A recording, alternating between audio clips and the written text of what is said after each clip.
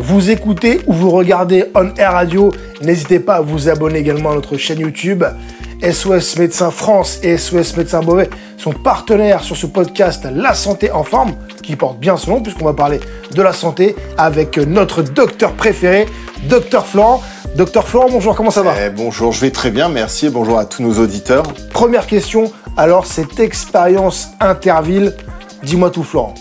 Très bon moment de cohésion avec toute l'équipe, on était 16 participants pour Beauvais, on a appris à se connaître ces 2 derniers mois et il y a vraiment quelque chose qui est né entre nous et on a vécu vraiment une expérience sur le terrain magique avec beaucoup de monde autour de nous, une découverte de comment ça se passe en backstage avec une équipe technique, donc très bon moment, rien à dire. En tout cas, nous on a adoré vous regarder. On a adoré vous supporter.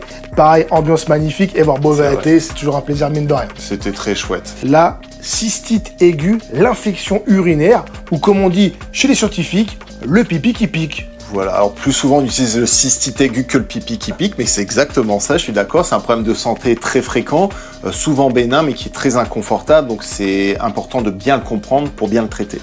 Alors docteur Florent, première question pour poser le cadre, la cystite aiguë, l'infection urinaire, c'est quoi? Alors une cystite aiguë, c'est une inflammation de la vessie qui est en général causée par une bactérie. Elle touche majoritairement les femmes à cause de la proximité entre l'urètre et l'anus. Mais les hommes ne sont pas totalement épargnés par ça.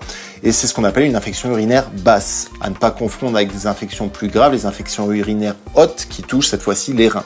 En effet. Et on a une proximité justement entre les voies digestives, l'anus, et les voies urinaires, l'urètre chez les femmes, qui est très court. Et en plus, on a une taille de l'urètre, c'est ce qui mène l'urine vers l'extérieur, de 3 à 4 cm chez les femmes. Tandis que chez les hommes, avec la taille de la verge, ça fait 15 à 20 cm. Donc les bactéries ont plus de mal et de difficulté à monter par la verge pour atteindre la vessie. Donc voilà, moins d'infections urinaires chez les hommes et surtout chez les hommes, on n'appelle pas ça des cystites aiguës, mais des prostatites, parce que c'est la petite glande sur le chemin de l'urètre qui est touchée par cette infection. Et alors, en termes de symptômes, qu'est-ce qui doit nous alerter? Alors là, ils sont en général très caractéristiques. C'est une envie fréquente d'uriner, même si la vessie elle est vide, et on va plus souvent donc aux toilettes. Et il y a des brûlures, des picotements pendant la miction quand on fait pipi. On a des urines qui sont troubles, qui peuvent avoir une odeur un peu nauséabonde et parfois même des petites taches de sang dedans. Et on peut avoir une pesanteur dans le ventre. On parlait d'infections, microbes. Du coup, on a de la fièvre aussi. Alors pas toujours. En général, il n'y a pas de fièvre dans une cystite aiguë.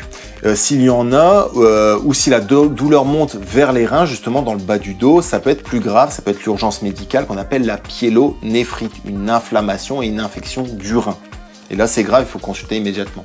Et quelles sont les causes de l'infection urinaire?